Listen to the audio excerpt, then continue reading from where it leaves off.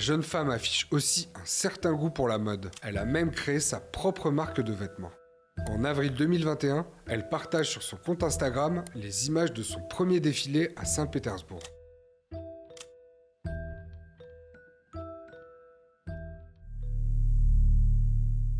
C'est bien une guerre qui a débuté ce jeudi entre la Russie et l'Ukraine. Les explosions ont éclaté dans le centre de Kiev, la capitale ukrainienne, mais aussi dans d'autres villes. On compte ce soir des dizaines de morts. En février 2022, la Russie déclare la guerre à l'Ukraine et envahit son territoire. Уважаемые товарищи, ваши отцы, деды и прадеды не для того сражались с нацистами, защищая нашу общую родину, чтобы сегодняшние неонацисты захватили власть на Украине. Стосовно росіян, їм не сподобалось, що Україна йде до ЄС. В Росії будується пропаганда на тому, що вони проти Європи. Вони кажуть, загниваюча Європа, вони кажуть, гей-Європа. Але при цьому свою позашлюбну доньку він відправляє вчитися і жити до Європи.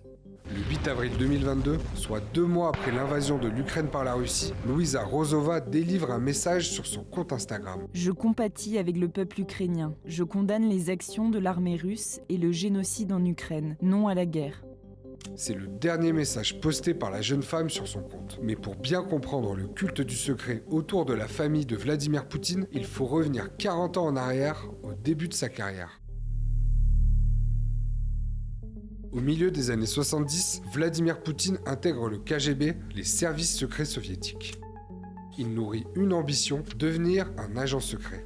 En 1983, il se marie avec Lyudmila Shkrebneva, originaire comme lui d'un milieu modeste. Il a rencontré cette Lyudmila Shkrebneva